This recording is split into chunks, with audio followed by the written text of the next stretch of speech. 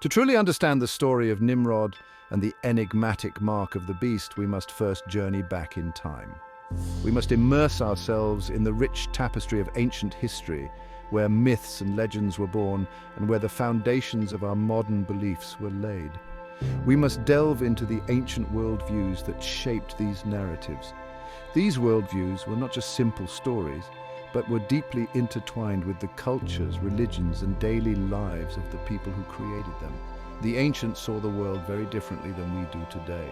Their cosmological diagrams and maps reveal a universe filled with meaning and purpose, where every star and planet had a role to play in the grand design. Their understanding of the cosmos, the earth, and the heavens was rooted in observation and tradition.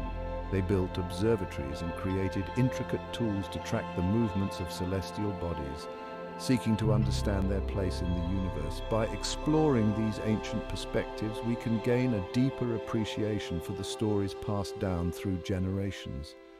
These stories were not just entertainment, they were a way to pass on knowledge, values, and beliefs. These stories, often shrouded in symbolism and allegory, offer profound insights into the human condition. They reflect the hopes, fears, and aspirations of the people who told them, and they continue to resonate with us today. The ancient belief in a flat Earth was a central part of their cosmology. They envisioned the world as a flat plain, often surrounded by a vast ocean or encircled by a cosmic serpent. These ancient beliefs were not based on ignorance. They were the result of careful observation and thoughtful interpretation of the natural world. Ancient scholars and philosophers spent their lives studying the heavens, seeking to unlock the mysteries of the universe. They were logical conclusions drawn from the observable world around them. The tools and methods they developed were sophisticated for their time and laid the groundwork for future discoveries. The ancients lacked the tools and technology to observe the Earth from space or conduct complex scientific experiments, yet their contributions to astronomy, mathematics, and philosophy were monumental. Their knowledge was based on what they could see with their own eyes and interpret through their cultural and religious lenses. These interpretations were deeply meaningful and provided a framework for understanding the world and their place in it. By studying these ancient perspectives, we not only learn about the past, but also gain insights into the enduring human quest for knowledge and meaning. In the ancient world, the prevailing belief was that the earth was flat and immovable. This concept was not unique to one particular culture or civilization. It was a widespread belief shared by many societies across the globe. The Egyptians, Babylonians, Greeks, Hebrews, and many others envisioned the earth as a flat disk or plane. This flat earth was often depicted as being surrounded by a vast primordial ocean. The sky in this view was often seen as a solid dome or firmament that arched over the earth. The Hebrew word rakia is used to describe this firmament, meaning an expanse or vault. This firmament held back the waters above, preventing them from flooding the world, as described in Genesis 1, 6, 7. And God said, "Let there be a vault between the waters to separate water from water." So God made the vault and separated the water under the vault from the water above it. The sun, moon, and stars were believed to be small celestial objects that moved across the firmament, marking the passage of time and seasons. This cosmological view was not simply a matter of scientific understanding. It was deeply intertwined with religious beliefs, mythology, and cultural practices. Samuel Burley Rowbotham, a 19th century advocate of the flat earth theory, extensively used scriptures to support his views. His work significantly influenced modern flat earth beliefs. Similarly, Apostle Anton Dahms drew upon biblical texts to argue for a flat earth. His interpretations continue to resonate with contemporary flat earth proponents. The order of creation in Genesis describes the earth being created first, followed by the firmament and then the celestial bodies. The concept of the vault of heaven, or firmament, is central to Hebrew cosmology. Job 37:18 states, "Can you, like him, spread out the skies hard as a cast metal mirror?" In the Bible, the sun, moon, and stars are described as relatively small objects placed within the firmament. Psalms 19:1 says, "The heavens declare the glory of God, the skies proclaim the work of his hands." Comparatively, Egyptian and Babylonian cosmologies also featured a flat, immovable earth with a dome-like sky, integrating their own religious and cultural beliefs. Isaiah 40:22 mentions, "He sits enthroned above the circle of the earth, and its people are like grasshoppers. He stretches out the heavens like a canopy, and spreads them out like a tent to live in." These descriptions highlight the integration of cosmological views with religious and cultural beliefs in ancient times. Ezekiel 1:22 describes, "Spread out above the heads of the living creatures was what looked something like a vault, sparkling like crystal and awesome." The ancient Hebrews, like other civilizations of their time, shared this belief in a flat earth. This concept was not unique to them, but was a common understanding across many early cultures. The idea of a flat earth was deeply rooted in their observations of the world around them, where the horizon appeared as a flat line and the sky seemed like a dome overhead. Their cosmological understanding is reflected in the Hebrew Bible, which describes the earth as being founded upon pillars and covered by a firmament. These pillars were thought to support the earth, preventing it from sinking into the chaotic waters below. The firmament, on the other hand, was seen as a solid structure that separated the earthly realm from the divine. The book of Genesis, for example, describes the creation of the firmament, and God said, "Let there be an expanse between the waters," to separate water from water. This passage illustrates the ancient belief in a structured universe, where the firmament played a crucial role in maintaining order. So God made the expanse and separated the water under the expanse from the water above it, and it was so. This separation was essential for the creation of a habitable world, as it established the sky and the seas, allowing life to flourish on earth. God called the expanses ski. "And there was evening and there was morning the second day," Genesis 1:6-8 NIV. This marked the completion of the second day of creation, a significant milestone in the biblical narrative, highlighting the importance of the firmament in the overall structure of the universe. This firmament, or rakia in Hebrew, was understood as a solid dome-like structure that held back the waters above the earth. The term rakia itself suggests something that has been hammered out like a piece of metal, indicating its perceived solidity and strength. The Hebrew Bible also speaks of windows or gates in the firmament through which rain, snow, and other meteorological phenomena were believed to originate. These windows were thought to be controlled by God, who would open them to allow precipitation to fall to the earth. For instance, in the book of Job we read, "Have you entered the storehouses of the snow, or seen the storehouses of the hail, which I reserve for times of trouble, for days of war and battle?" Job 38:22-23 NIV.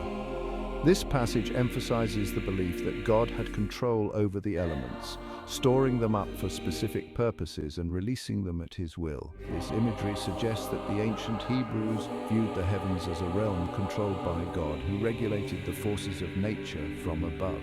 They believed that the divine presence was actively involved in the natural world, ensuring that everything functioned according to his plan.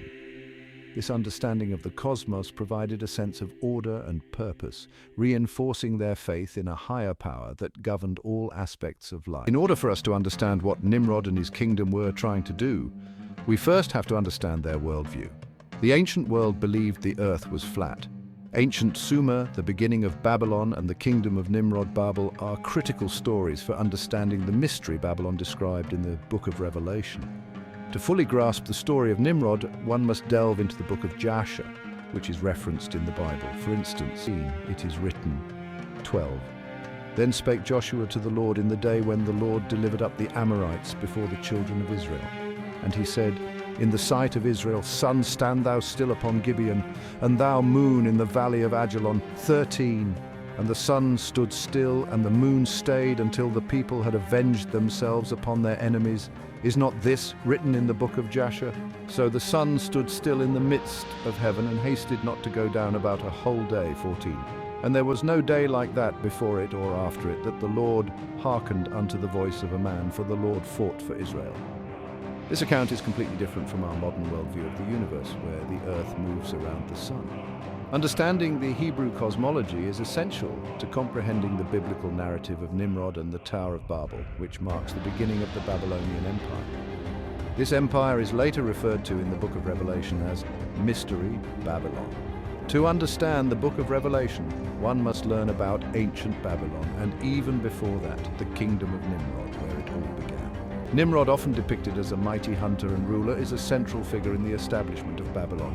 His ambition and leadership were instrumental in unifying people and directing them towards grand projects, including the construction of the Tower of Babel. Nimrod's story is not just about a powerful leader, but also about the beginning of a civilization that would leave an indelible mark on history. The kingdom of Nimrod was characterized by its advanced knowledge and ambitious undertakings. It is believed that Nimrod's influence extended far beyond Babel, impacting the entire Mesopotamian region. This kingdom laid the foundation for what would later become the Babylonian Empire, a civilization renowned for its contributions to science, mathematics, and architecture. The significance of Nimrod and his kingdom cannot be overstated when examining the roots of ancient cosmology and biblical prophecy. The narrative of Nimrod, the Tower of Babel, and the subsequent rise of Babylon provides a crucial context for understanding the symbolic and prophetic references found in the Book of Revelation. By delving into the ancient texts and exploring the worldview of early civilizations, we gain a deeper appreciation for the interconnectedness of history, mythology, and religion. The story of Nimrod and the birth of Babylon is a testament to the enduring legacy of ancient cultures and their impact on our understanding of the world. As we continue our journey through the annals of history, we begin to see how the ambitions of a single ruler can shape the destiny of entire civilizations. Nimrod's legacy, intertwined with the mysteries of Babylon, serves as a powerful reminder of the complexities of human ambition and the ever-present influence of divine order. Let us move forward and explore how these ancient aspirations to reach the heavens were met with divine intervention, leading to one of the most profound stories in human history. The Tower of Babel, reaching for the heavens. This ancient tale, steeped in mystery and wonder, has captivated the imaginations of countless generations. It is a story that speaks to the very essence of human ambition and the eternal quest to touch the divine.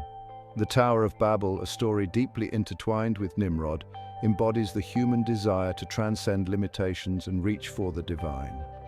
Nimrod, a mighty hunter and ruler, is often credited with the vision of this grand structure. His ambition and leadership inspired many to join in this monumental endeavor. This tower, a symbol of human ingenuity and ambition, ultimately becomes a testament to the folly of pride and the consequences of defying divine order. The collapse of the Tower of Babel is not just a physical downfall, but a profound lesson in humility. It reminds us that no matter how advanced our skills or how grand our visions, there are limits to what we can achieve without divine guidance. The book of Genesis recounts the story of the Tower of Babel, a magnificent structure built by the descendants of Noah. These descendants, having survived the great flood, sought to unify and create something that would stand as a testament to their resilience and ingenuity. Driven by a desire to make a name for themselves, Genesis 11:4 NIV, they sought to construct a tower that would reach the heavens. This ambition was not merely about height, but about establishing a legacy, a monument that would be remembered for all time. The construction of the tower was a collective effort, symbolizing unity and shared purpose. This act of defiance, a direct challenge to God's authority, resulted in the confusion of languages and the scattering of people across the earth. The sudden inability to communicate effectively led to chaos and disarray, forcing the builders to abandon their project. This divine intervention served as a powerful reminder of the limits of human ambition. The Tower of Babel serves as a powerful metaphor for the dangers of unchecked ambition and the importance of acknowledging a power greater than ourselves. It illustrates the fine line between aspiration and hubris and the potential pitfalls of overreaching. It highlights the human tendency to strive for greatness, but also the potential consequences of pursuing progress without considering the ethical and spiritual implications. The story of the Tower of Babel is a timeless lesson in the importance of humility, respect for divine order, and the need for ethical considerations in our pursuits. The story resonates throughout history, reminding us that true progress comes not from defying divine limits, but from aligning ourselves with a higher purpose. It encourages us to seek wisdom and guidance, to understand that our greatest achievements are those that honor both our human potential and our spiritual responsibilities. The Tower of Babel, in its rise and fall, offers a profound reflection on the balance between human ambition and divine will. Nimrod and the mark of the beast. In order for us to understand what Nimrod and his kingdom were trying to do, we first have to understand their world view. The ancient world believed the world was flat. Ancient Sumer, the beginning of Babylon, the kingdom of Nimrod. Babel is a critical story to understanding the mystery Babylon described in the book of Revelation. At that time, Nicholas Copernicus was not born, a scientist and a Catholic canon who formulated the globe theory widely adopted today and taught in our school curriculum. If you look into his story and that period of Renaissance, you will come to the conclusion that science and faith, or the Bible, do not always agree. And even before he formulated his globe theory, there was another Greek scientist or astronomer named Aristarchus of Samos who was saying the same thing. Before the Greek and Romans, there was no globe theory, they invented it. Even ancient Egypt, where a lot of Greeks borrowed from, believed the world was flat. There was a great library in Alexandria that got burned. A lot of these Greek scientists and inventors were getting their knowledge from Egypt. Do a background check on most of the Greek scientists and inventors. They had trips to Egypt or were Egyptologists. Even Nordic mythology have a similar explanation to the flat earth. I say all this to bring this point. You have to understand Hebrew cosmology to clearly understand what Nimrod was doing. For you to understand the Nimrod story, you have to read the book of Jasher. Look at how it is introduced in the Bible. Joshua chapter 10 verse 12, 14, Bible verse 12. Then spake Joshua to the Lord in the day when the Lord delivered up the Amorites before the children of Israel. And he said in the sight of Israel, Sun, stand thou still upon Gibeon, and thou, moon, in the valley of Ajalon. 13. And the sun stood still, and the moon stayed, until the people had avenged themselves upon their enemies. Is not this written in the book of Jasher? So the sun stood still in the midst of heaven, and hasted not to go down about a whole day. 14. And there was no day like that, before it or after it, that the Lord hearkened unto the voice of a man, for the Lord fought for Israel. This is completely different from our worldview of the universe, where the earth is moving around the sun. Here is a script with detailed examples of how the globe is man-made science and not knowledge from God.